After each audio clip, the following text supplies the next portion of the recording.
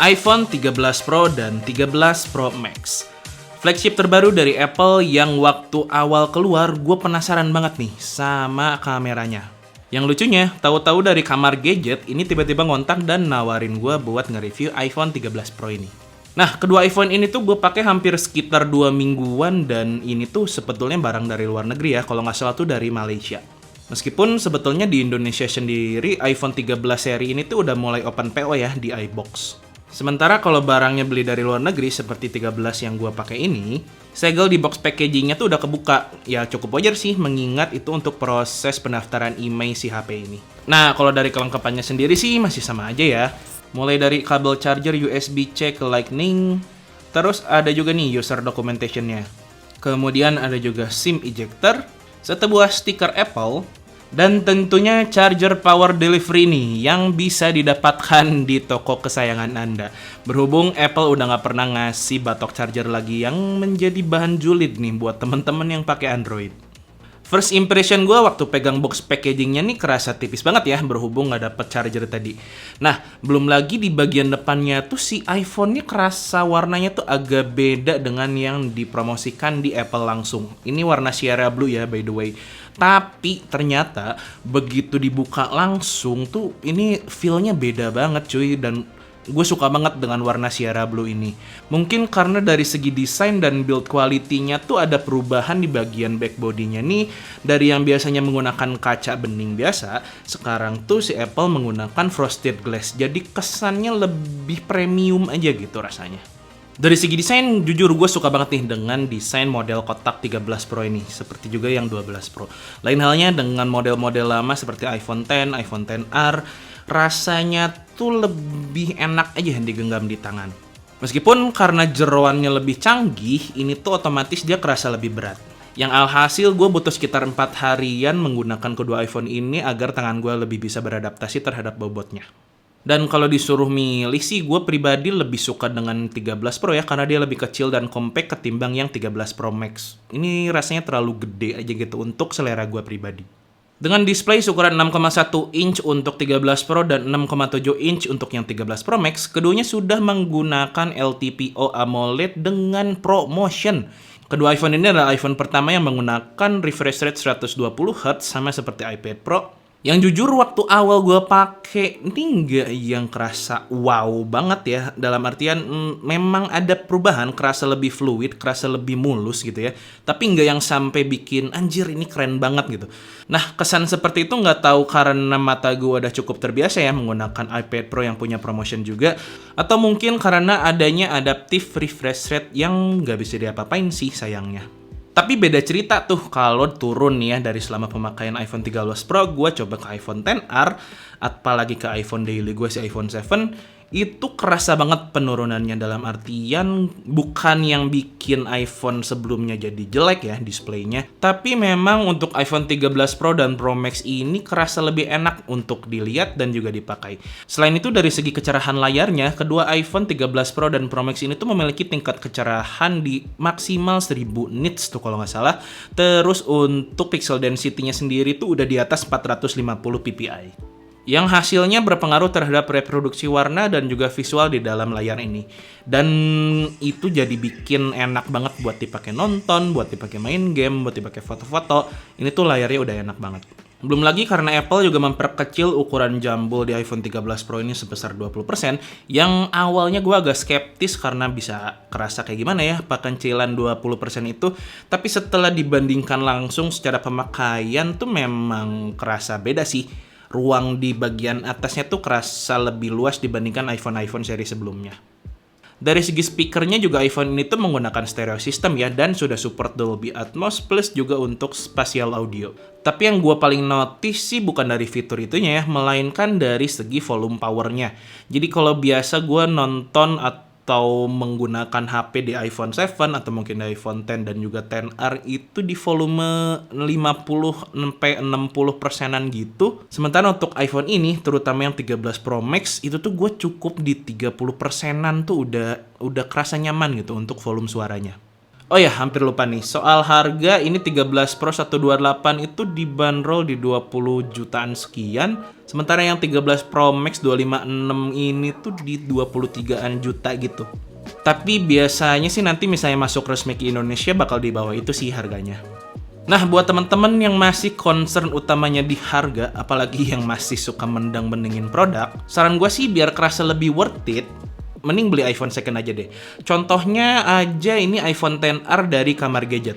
Dan rekomendasi gua kalau buat beli iPhone second tuh yang keingetan pasti ke Kamar Gadget. Bukan karena gua memang kenal sama orang Kamar Gadget sih ya, tapi memang Kamar Gadget itu gua rasakan memberikan banyak benefit.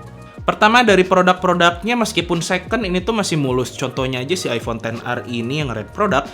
Ini tuh bodinya nggak ada cacat sama sekali, layarnya berfungsi, baterai health-nya juga masih bagus.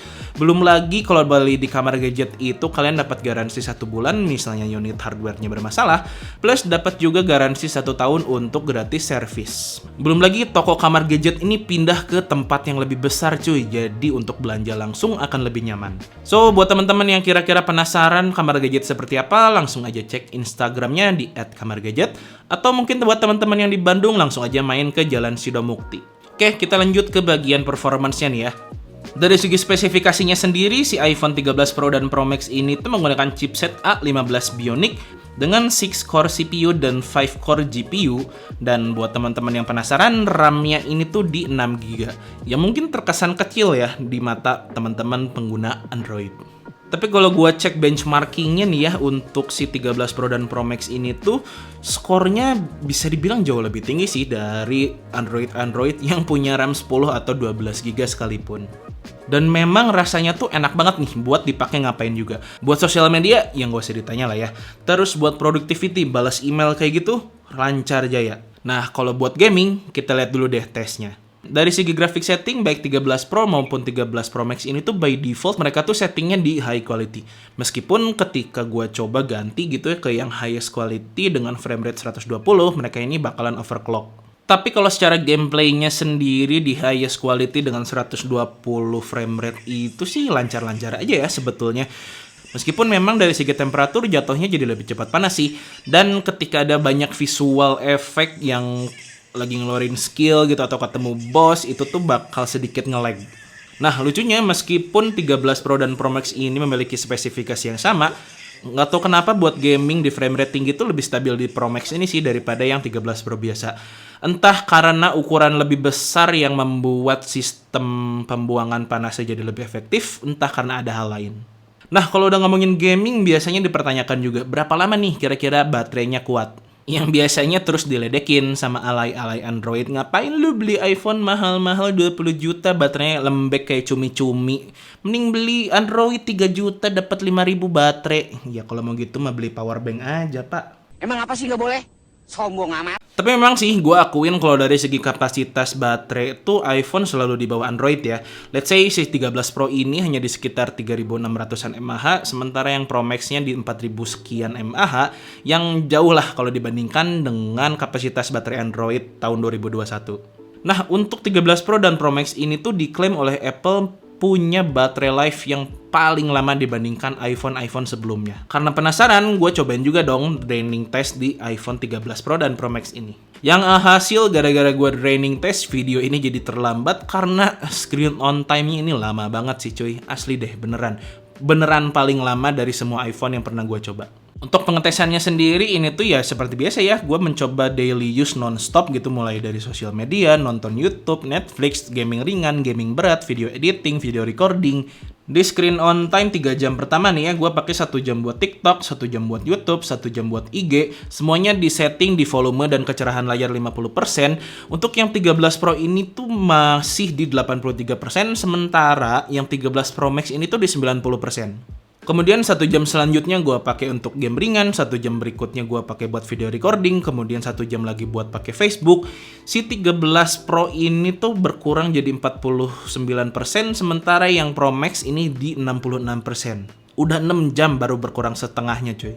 Nah 3 jam berikutnya ini gue coba geber ke kerjaan yang lebih berat, mulai dari video editing dan juga rendering, terus juga buat main Genshin Impact di default quality-nya mereka. Dan pengurangannya tuh setelah total 9 jam dari yang awal itu tuh, si 13 Pro ini tuh turun jadi 17%, sementara yang 13 Pro Max ini tuh masih di 40-an%. Yang terus gue lanjutin lagi sampai beneran abis, dan 13 Pro ini tuh KO di sekitar 10 jam 3 menit. Sementara untuk 13 Pro Max ini tuh KO di 13 jam 27 menit. Dan itu gue takjub banget sih dengan screen on time atau battery time-nya dari si kedua iPhone ini. Meskipun itu pengetesan dalam kondisi WiFi ya, bukan yang menggunakan data seluler.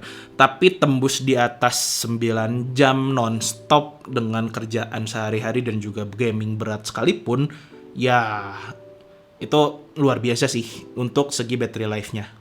Dan apabila dibandingkan dengan penggunaan data seluler nih ya, yang tentunya nggak akan dipakai non-stop, jadi lebih banyak standby time-nya, yang 13 Pro ini tahan di sekitar 16-18 jam kali ya. Jadi misalnya pagi full, itu tuh malamnya jam 9-an tuh udah harus gue colok lagi. Sementara untuk yang 13 Pro Max ini tuh lebih dari 24 jam sih untuk pemakaian normal sehari-hari ya. Karena misalnya gue pakai pagi ini masih full tuh, gue bisa baru besoknya lagi untuk ngecasnya.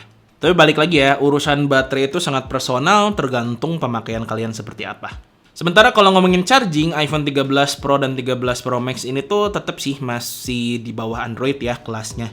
Dari hasil pengetesan gue menggunakan power delivery charger 18 watt, untuk pengisian dayanya sendiri yang 13 Pro ini dalam 30 menit tembus di 50%, sementara yang 13 Pro Max nih hanya di 40-an%. Tapi memang untuk mencapai 80% itu kurang lebih di sekitar 1 jam sih ya untuk yang 13 Pro dan juga 13 Pro Max. Sementara untuk fullnya sendiri 13 Pro ini di 1,5 jam, kalau yang 13 Pro Max ini tuh di 1 jam 50-an menit gitu deh. Cukup wajar mengingat kapasitasnya lebih besar sih dibandingkan yang 13 Pro. Yang sebetulnya kedua iPhone itu sudah support untuk power delivery sampai 30 watts ya, tapi kalau gua cek di referensi sih tetap nggak sampai di bawah 1 jam. Masih jauh lah kalau dibandingkan Android yang banyak fitur kayak 15 menit udah dapat 50% atau bahkan sampai 80%.